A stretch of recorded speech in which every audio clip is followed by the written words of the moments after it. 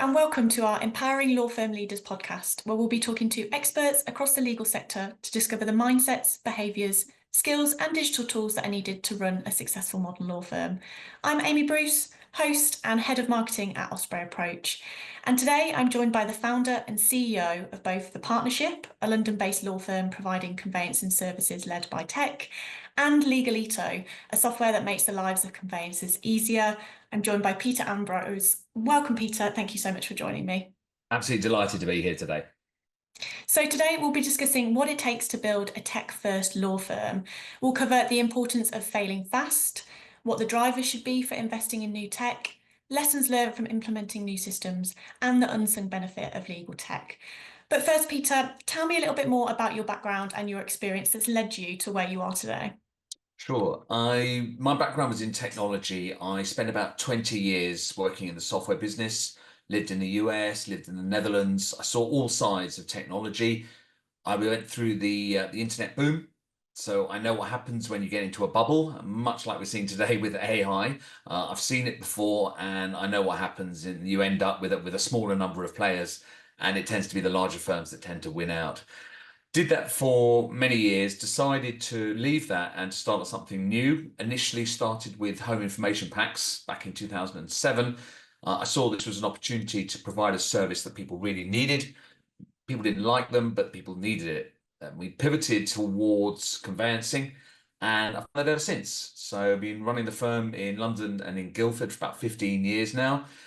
Realized again that there was a lot to conveyancing that people didn't like, and we developed our own software, so we decided to share that with other lawyers to try and share our experiences. And that's why I founded about 18 months ago Legalito, which is a software company, with the idea being is that we wanted to take our learning as a law firm out to other law firms and deliver technology for them.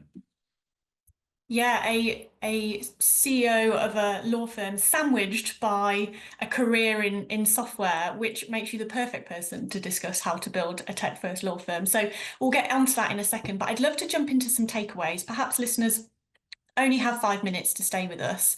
What's your experience in building your own law firm and working closely with them in your software businesses? What are the 3 things you've learned that are crucial for running a successful modern law firm? It's to do with attitude. I've come from it from a position to say this will not do.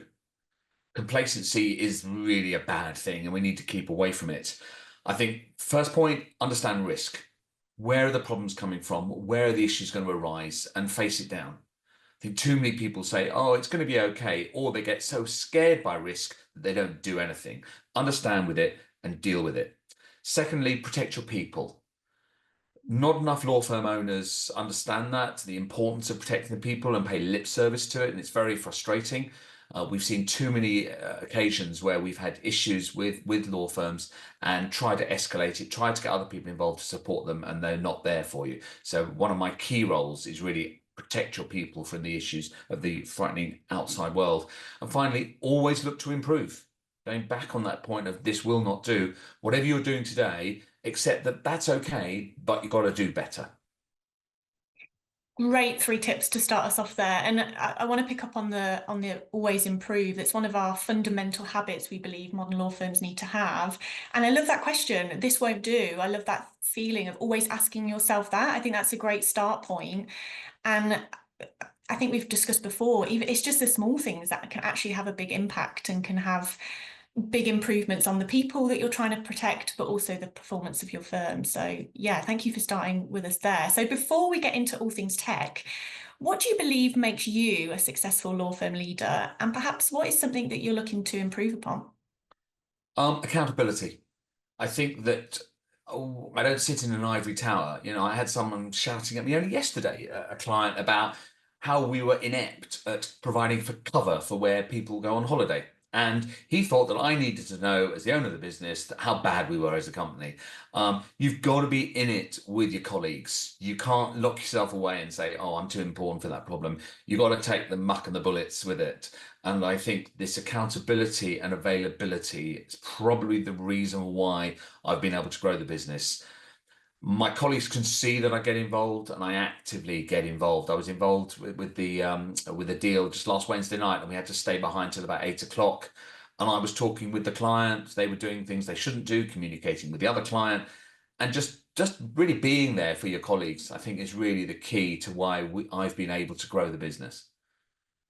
Yeah, it's a great example. And I guess if you start a firm from scratch, you've got no choice but to be in it from the beginning. So I guess it's sort of embedded in you. It is embedded. I've always said, everyone does the binding. When we used to put documents together, I had this rule that everybody does the binding. We're never too big, we're never too important to do that.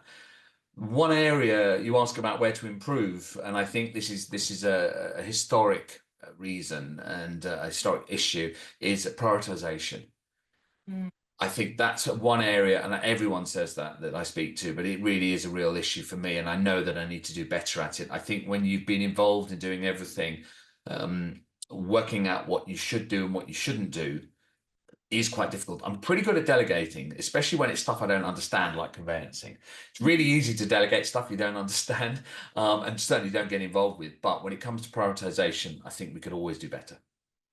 Yeah, I think that's the same for any leader of any business, isn't it? Is knowing, yeah, what you should be involved in and when. And I guess that's the importance of delegation is actually building the best team around you, is building the people who have the skills that you don't have. I guess that's what you've had the luxury of doing is starting your own firm. It's very challenging. It's taken us years to get a management team in place that can manage all aspects of the business. We've achieved this now. It is challenging though, and that's all sides, from sales and marketing, from the legal, from the technology, from the services side of things. Building the right team around you. It's really cliched, but it's really important, especially within the technology business, because then they're going to have demands that the technology then delivers for them. So, for example, KPI reporting, management, exception handling. If you've got a strong management team, you've got to make sure that you give them the tools to do the job as well. Yeah, absolutely. I guess that leads us very nicely onto our next question that you've got a growing 85-person team, you're serving over 86,000 satisfied clients, all of your reviews look amazing. What is it that makes you successful as a firm? I've got to correct you there. Not all of our reviews are amazing. Some of them are quite, I've got to say. And I think that's probably what makes us successful. We're recognizing the fact that, sometimes you are going to make mistakes. We're one of the only firms that put all of their reviews on their websites. You see a lot of Mm, cultivated reviews. Everyone's saying it's marvelous. And we know that people look for the 1 stars. We know they do that, and we get our share of them. I think that what is interesting is that the feedback we get from people is they love the way we respond to those reviews. And that really does sum up the way that we run the business, which is, you know what, we're not perfect. And sometimes we do mess up, and sometimes we do forget things. And that's just life. And I think the key to our business is the fact that we've been able to get work referred to us. 3/4 of our work comes from referrers, primarily estate agents, but some mortgage brokers. And estate agents are notoriously demanding. You mess up on a deal 15 years ago, they'll remember it. And what we've been able to do is where we've messed up is putting it right. And what we recognize is that the vast majority of whether it's clients or whether it's referrers, they'll accept that and they'll respect that. And I think that's what it comes down to. Our core value is respect. Respect for your mm. colleagues, respect for other lawyers, respect for referrers. And if you lose that, I think this is where it goes wrong. That's when you get complacency, that's when you get arrogance. And one of my core messages, and I've got posters all over the office walls saying, respect, it's our core value. With the underlying tone being, cross it at your peril, it's a red line. Mhm. And this is why I think we've been successful, because people know that they can call us. They can call me on my mobile and we'll sort it. And when we Mhm. mess up, we'll sort it. And that's the thing, rather than saying, well, the client's unreasonable, the agent's unreasonable, this lawyer's very difficult. You can't run a business that way. I think at the heart of respect is trust. And I think from reading a lot of your content and your interviews that you've done and our previous conversations is you're very honest in the mistakes that you make and you're very honest in where you are as a business and where you are as a CEO. And I think that breeds respect because people know when they come to you for answers or you do make a mistake, you're going to be honest about that. That then breeds the respect, that then breeds your referrals and your recommendations, because ultimately that's what people want. I think there's a good quote, if only I had it to hand, about it's not it's about how you deal with your mistakes. I think something to do with that along those lines. 100% it is. And what amazes me is it's so easy. That's Mm. the thing I find so shocking. We have something called the partnership way, which does sound a bit cultish, okay? But and I interview every candidate and I induct every candidate that joins us, and it's a 10-stage, 10-point overview of what we do and how we do things. And I always say to people, it's really simple. You know, deal with matters. You know, it's us against the world. Respect your colleagues. Be on the same side. Don't point score. All these things. And the final slide actually is the most important. If it's all too much, walk away. Take yourself out of it. Get some fresh air. And it's this trust and this respect to say things will go wrong. And when they do go wrong, tell us and we'll sort it. I love that. Did you say it was the partnership way? The partnership way, yeah.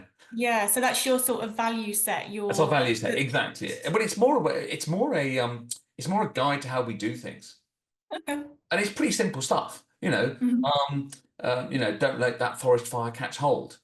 You mess Hmm. up, and you think, oh, don't worry, I can hide this. You can't hide it. Okay? And one of the things I always say to people is, when you make a mistake, and they look at me as real shocked, right? It's like when you make a mistake, not if, but when, tell someone. Hmm. Tell someone, because there's nothing worse than sticking it in the bottom drawer and hoping it'll go away. It never goes away.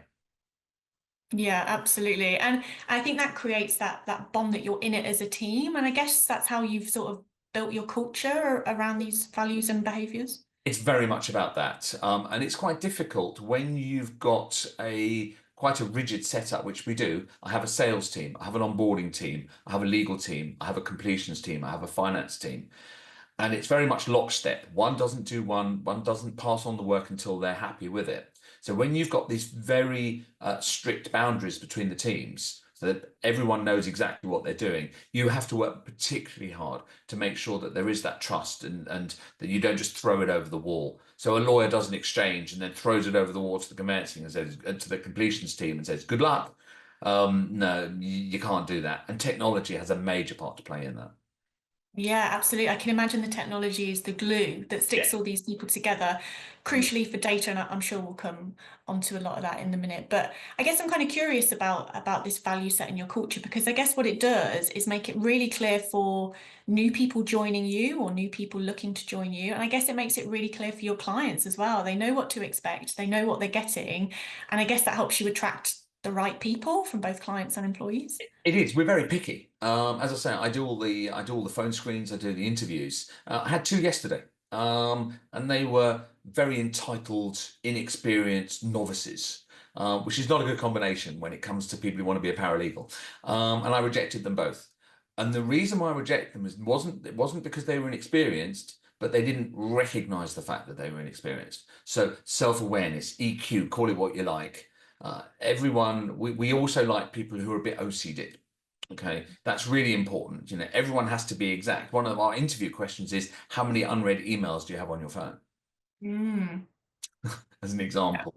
What's the answer to that question for you? Zero. Zero for me too. I can't cope with that. It gives me too much Yeah, stress. exactly. That's exactly, and that's what we're looking for. We're looking for people who care and who Yeah. understand the value of caring, both for clients but also for their colleagues. And recruitment is the most important part of what we do. Yeah, absolutely. Well, you were saying how important it is to have that team around you and have the right accountability and responsibility. So that makes total sense. I've heard you mention before, talking about culture, that you believe in failing fast, that's key to success. I recommend everybody read the book Black Box Thinking by Matthew Syed. In it, he says, only by redefining failure will we unleash progress, creativity, and resilience. I love that quote. I've definitely said it in multiple episodes, so sorry if you've heard that before, but I think the concept in software development industry is pretty much the norm, and that's probably why it's so embedded in you because you've come from that background. But Yeah. why is failing fast so important for law firms, and what does it actually mean in practice? Well, it's a really good question. And one of the problems that we had was we had the concept of you couldn't fail. You couldn't Mm. make a mistake. Things couldn't go wrong because the consequences were so massive. And it's only in recent years where we've had the confidence to say, actually, you know what? If something's not right, then you need to recognize it and fix it. So one of the challenges Certainly with conveyancing, it's very fast moving and the risks are really, really high. So you actually can't allow things to fail in terms of the actual legal process. But what you can do is you can say, if you recognize that you do something wrong, you need to address it quickly. So I think failing fast, it means something different in law firms than it does in software. Okay. But the underlying principle being is if you see something that's not right, fix it quickly. I'll give you Mm. an example of this. So one of the problems is with any law firm is that whenever there's a precedent, then everything has to change. So we had a case several years ago whereby we had a couple selling their property. We got authority from one, and we didn't get authority from the other. And then they claimed otherwise that they hadn't done this. Okay, and so it was a bit awkward. Anyway, obviously it all worked out. But what we did then is we changed our approach and we said, right, before we exchange, we need to speak to both, and both of them need to send a message through our client portal to confirm it. Okay. And this went on for years. And I was talking to an agent a few months ago, and they said, why do you do that? It really slows things down and it's really annoying. And when we looked at it, we went, oh, yes, we had one case. And so I scrapped it immediately. I made the decision there and then. I went, no, we're not doing that anymore. And we got rid of it immediately. And it was a really good example of where what I should have done was recognize that earlier and say, get rid of this waste of time. It was adding hours to deals, but ready at exchange, and it was causing frustration for everyone. So in that instance, it's a really good example where by failing fast, what we should have done was we should have recognized it was a one-off. We shouldn't have spent hours and hours and hours wasted doing something where everyone was saying, why do we do this? When we record the phone calls anyway. And we should have recognized that quicker. So that's a really good example where we made a mistake by not recognizing it quickly enough. Another example where we did recognize things quickly enough was the Building Safety Act when that came in, and we realized that this was going to be a problem and that we had to address it really quickly. And we put together pricing, approach, and how we were going to describe it in a day. Okay, and that was where we were like, if we didn't deal with that quickly, that would have been a problem. And that's a really good example of where failure to adapt would have been a Mm. problem.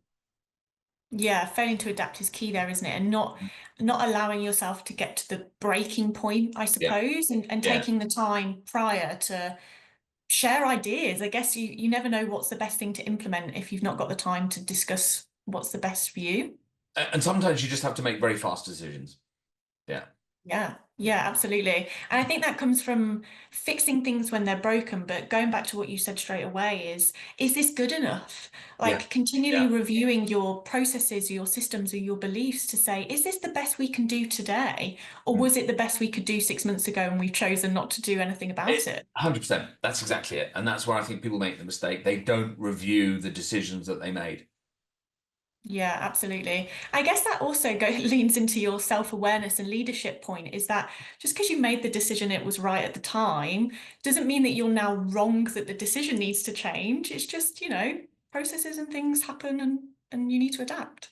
I think what we've learned over the last 5 years, certainly post-COVID, is over planning is a waste of time. I've Mm. never been a big fan of huge amounts of planning. I think the problem is you can waste a lot of time and feel good about yourself for having a wonderful plan. Okay, we plan for the following financial year, and that's it. That's what we do. We put our head count in place. We work out what we need to support that head count, and that's it. Because we've learned and we've seen recently, for example, in the budget, changes come unexpected. You can't complain about it. I get tired of people that complain about change. Okay, if you can't deal with change in today's market, then you've got no right to be running a business. Yeah, absolutely. And change and adaptability forms the key aspect of being agile. And according to the latest LPM 2024 Frontiers report, 58% of firm leaders state that building a more agile and digital first culture is the key challenge and an area they want to invest in. So for most firms, this will involve investing in new tech and appropriate tools, likely. What do you believe the drivers should be for implementing new tech? It's really simple. And just on that point, I'm very surprised it's only 58%. No, right. I would like to see it be significantly higher. That means you've got 42% saying, yeah, everything's fine. Okay. Yeah, because it isn't fine. That's the thing. There's a reason why 70% of all claims are against property firms, for example, in what we do.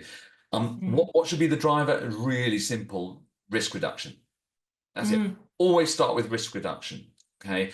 Where can we go wrong and what can we put in place to make sure that we don't go wrong? Because that's the biggest threat to our business. It doesn't matter whether it's cybercrime, whether it's negligence, whether it's claims, whether it's mistakes.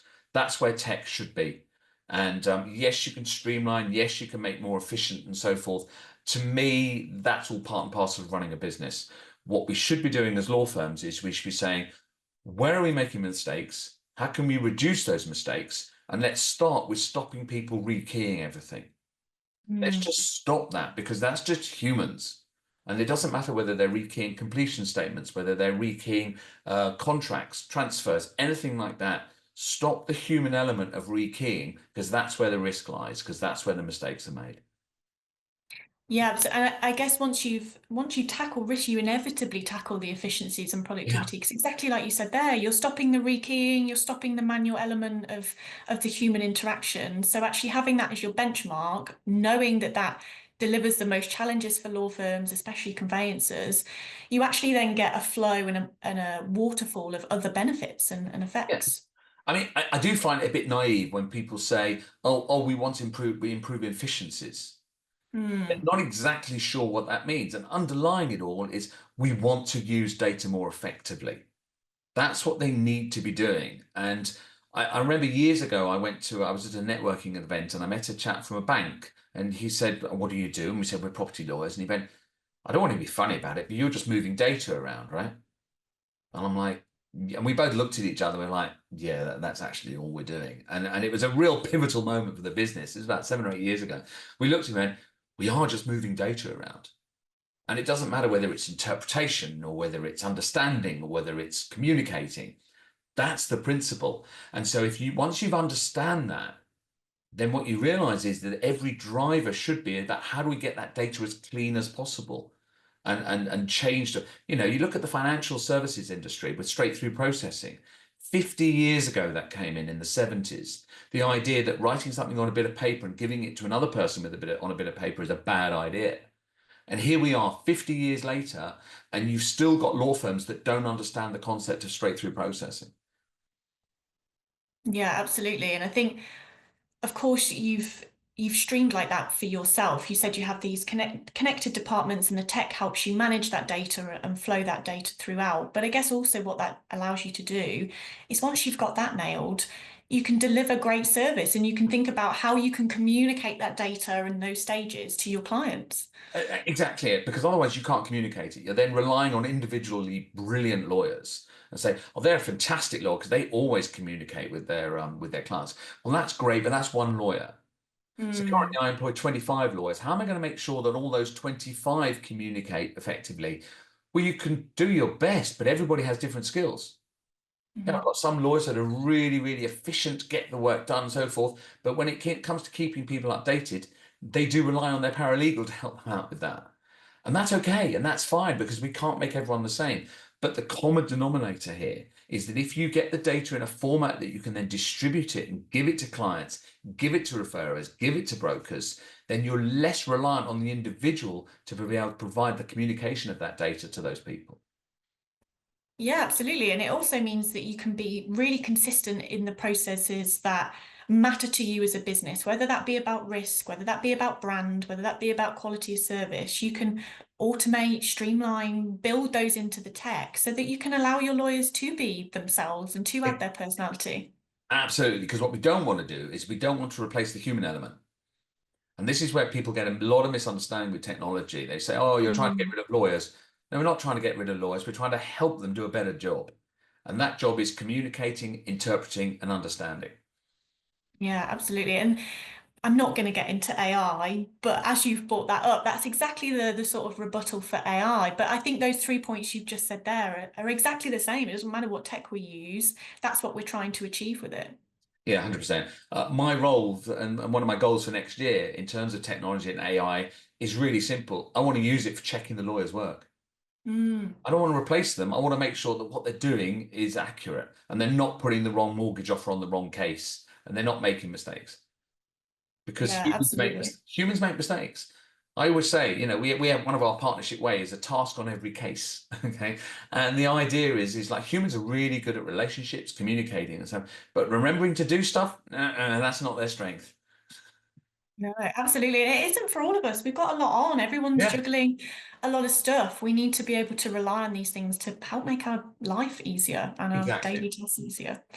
In another podcast, I heard you discuss an unsung benefit of tech. Can you share what that is and why it's important for law firms?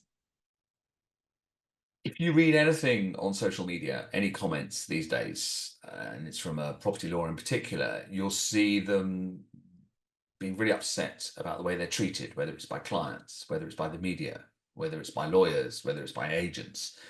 And it's really tough. There's no two ways about it. The challenge is that they have to spend too much time getting the information that might be required by those other people.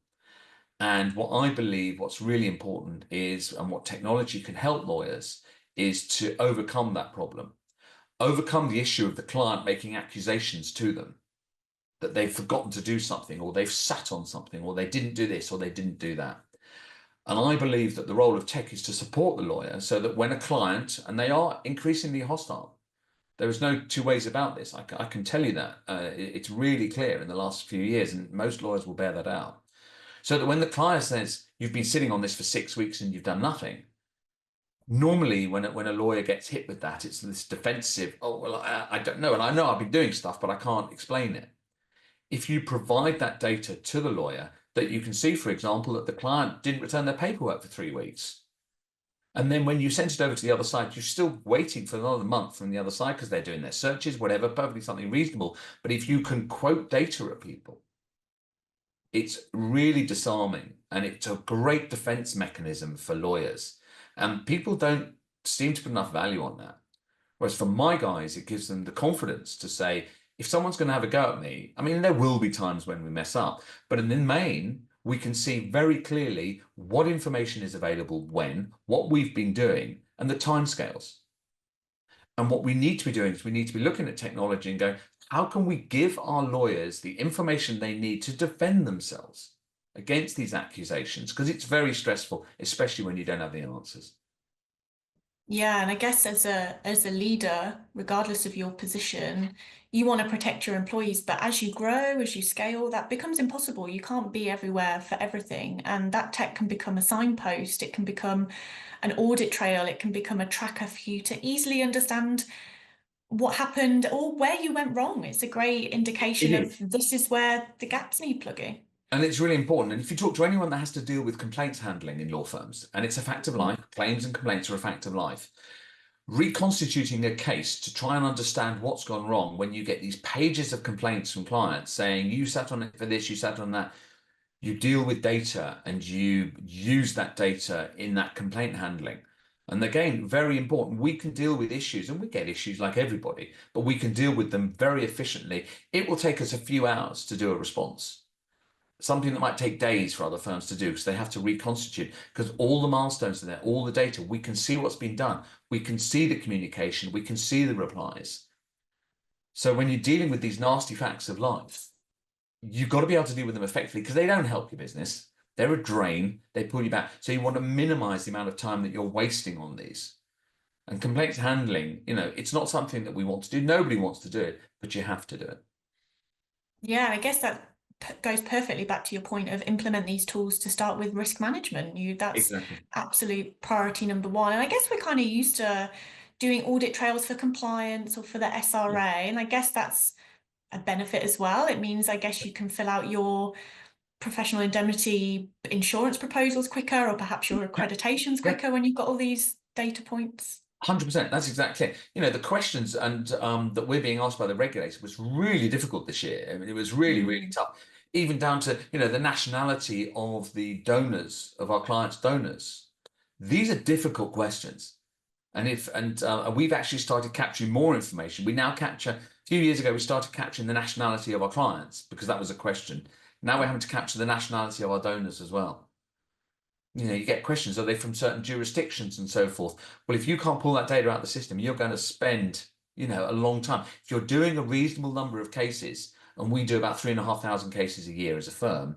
That sort of number, when you're going through the regulatory process, that can soak up weeks of senior members of staff time.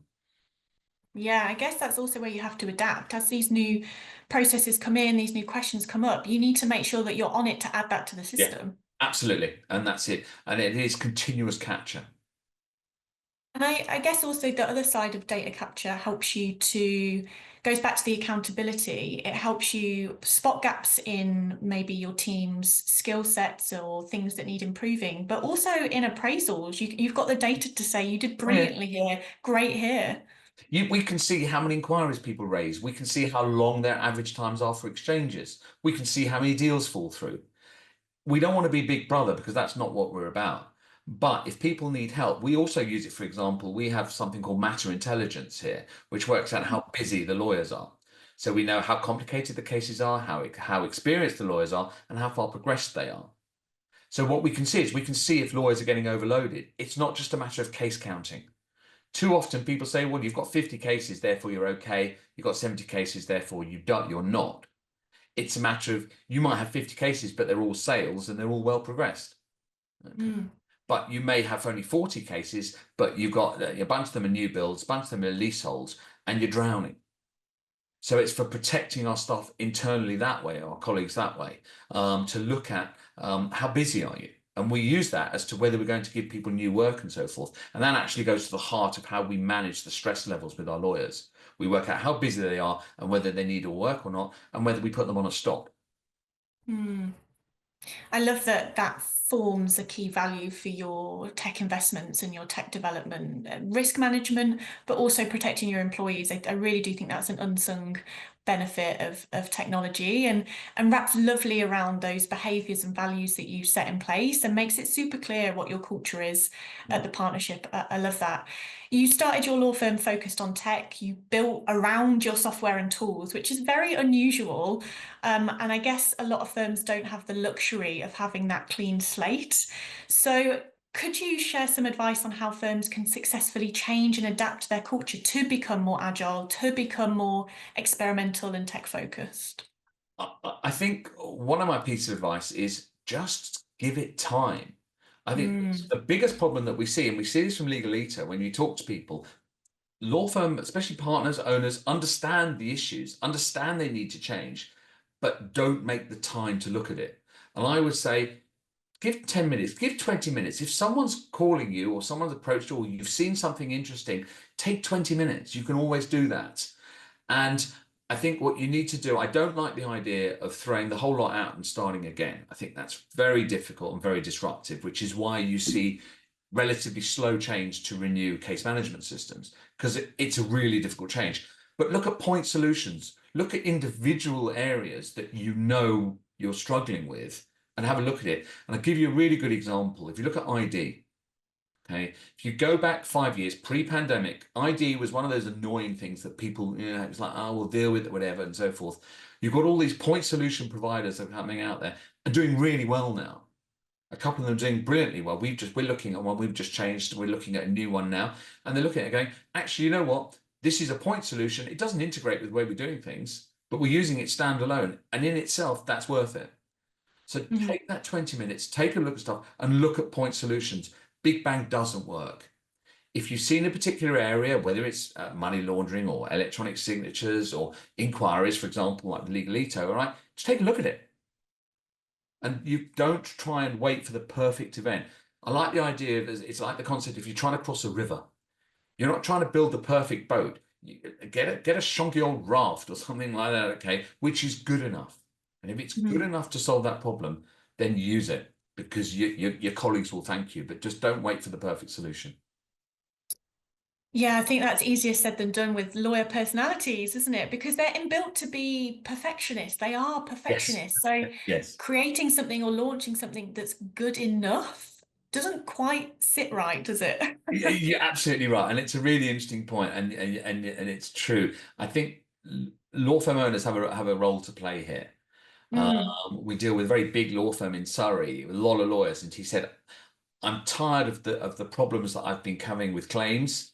especially around inquiries not being raised consistently and correctly. And he has mandated the use of Legalito, which is very unusual. But he said that he goes, we have to be better, and the Mm. importance of being better outweighs everything else. And that's really good to see because he knows where the problem is, and he says we have to do this. It's a point solution, doesn't integrate with his system, it's totally standalone, and you know what? The guys are doing it. Yeah, nice. Hmm. And I think with that idea of time, not only is it take the time to look at where your improvements need to go, but time to let it embed in, time Hmm. to train people up, time to let it settle, time to see if did it achieve what we thought it would achieve, or do we need to start again? Especially if it's a point solution, it can be something that you look to trial and continue that journey. We did that. We had a really good idea because someone had said this from internal. And a bit of advice is listen to your people. They quite often have good experiences, but especially when they've come from other places. Someone told me about this bit of software that convert Word documents to PDF automatically. I'm like, Mm. that's good because we have a rule, never send a Word document. Mhm. And we looked at it and it was really clever and it was great. It was a little plug-in on Outlook. We used it for about 6 months and then it turned out no one was using it. So we were like, but this is really good. And we really tried and all that, but the problem wasn't big enough. So we scrapped it. So, and even though we'd paid for a year's license and all this kind of stuff, we like, no, there was no point and don't try and push water uphill. And also Mhm. it didn't bring enough benefit. So you've got to be prepared to say, give it a go, but give it long enough. We're trialing this new ID solution at the moment. We're giving us 6 months to trial it, Yeah. which is pretty extensive. And bearing in mind, we already had a solution, but there was a real problem, and that was to do with source of funds. And the current solution didn't do that. This new one did. So we're like, well, promised to. So we're like, let's give it a go. But we are going to give it a sensible go. Yeah, absolutely. And I guess it comes down to your operational people within your firm to be responsible for this sort of thing, Yeah. to be asking those questions and taking that accountability to go, we are going to trial this. We do need to plug that gap. We do need to fix this here because the lawyers are never going to have enough time in the day. It's got to fall to operational leadership. It did 100%. And that's quite interesting. We have an operations team who they're first line support for technical Mm. issues. Okay, so we've Mhm. done that. We've never had this before, but in the last few years we've put that in place, and that's been a huge difference. In fact, I even get people who've left off and gone other places calling us up to get support from our guys, which is I think that's okay. And that's really important. Having a strong ops team that's also has an understanding of IT is really really important. Yeah, again, they form that glue. They pair perfectly with the technology and form that glue between your processes, the legal side, and your employees, definitely. So, learning from your own experience, the good and the bad, what are your practices for successfully implementing new tech and better utilizing the tools that you use? I guess going back to our previous point before is actually taking the time out to see what you've already got. Are you using all the features in there? Yeah. My for implementations, get recommendations. Get Mm. recommendations from colleagues, listen to your people, and try. It's really simple. Try it out. Fail fast. If it doesn't work, bin it quickly. But please, please try stuff and identify a few people within your organization who you trust their opinion. Run it Mm. by them first. That's how we roll out new things. So, for example, we looked at a new report writing tool. Okay. I gave it to 4 lawyers to begin with, who not only were good at what they did, but were pragmatic. Mhm. We looked at a couple and we rejected one, mainly because it didn't integrate with the information that we had in our system, and it was important for that. And then we looked at another one and we decided to go with that, but that came from a small number, and then you roll it out with training. But start small, but try it. I think that's the thing. Don't rush to do company-wide rollouts too quickly. We've seen exactly the same successes with Osprey. Whenever we roll out a new feature, a lot of our clients choose a champion if they're fairly small, or they'll choose the feedback group, which will test it out, trial it out, see if it's relevant, provide us feedback, provide the firm feedback. We've seen, yeah, really great success with But doing do that. it quickly. I can't stand these. Oh, these long. If you're going to reject something, that's a good example of failing fast. Yeah, look at Mhm. it quickly. You know whether you've got something that's going to work or not within minutes. If you look at it, if it's awkward, if it's clunky, if it's difficult, if it's going to require a lot of training, oh, you know Mhm. what? make that decision quick. I can't stand these long, drawn out processes. I've looked at this to come back to our point about our ID system. We're pretty confident, even though we're saying 6 months, we're pretty confident. We've been using it 2 weeks and it works. 84% of our clients are happy using it. We're like, you know what? I'll take that any day of the week. Yeah, absolutely. Yeah. Learn from the good, learn from the bad. And like you said, Yeah, make those decisions quickly. Don't yeah, sit on these things, don't implement it and forget that it ever yeah, existed, because yeah, you're yeah, wasting time and yeah. money. Don't waste time. That's a great idea. Don't waste time. Yeah. Yeah, absolutely. And just a final question, if they're looking to make these changes internally, they're looking to invest in these tech and tools, how can SMEs best show and communicate to their board, to their leadership, the ROI, or how can they measure the success of these things that they implement? ROI is a classic term that technology providers always talk about.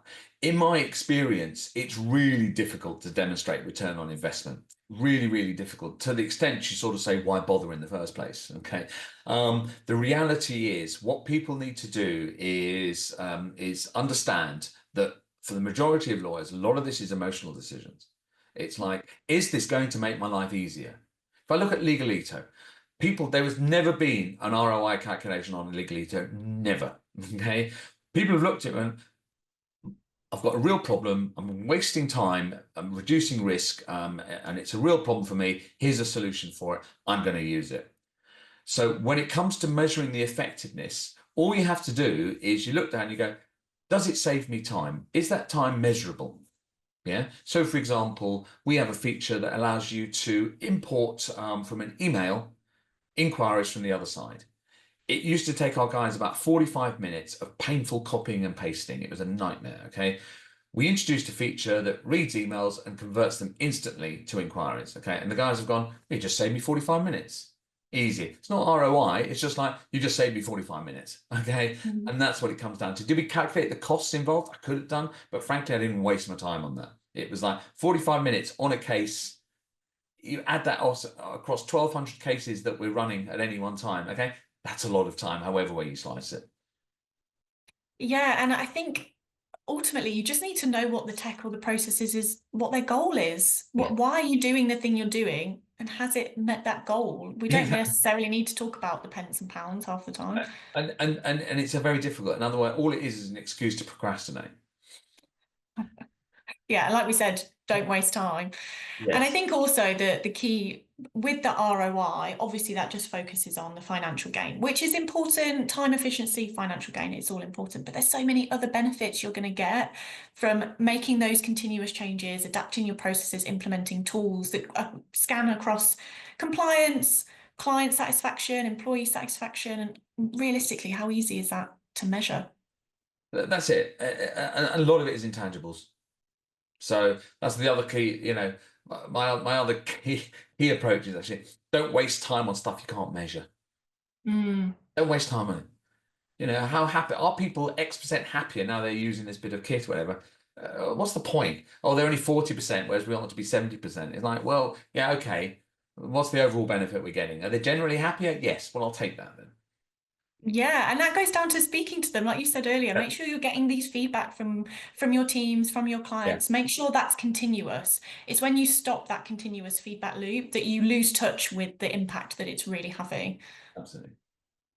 Well, thank you so much, Peter Ambrose, for your time today, for your experience. We could dive deeper into tech all day, but yeah, this comes to the end of our episode. Thank you so much, Peter, for chatting with me. It's been great to have you. Thanks for the opportunity.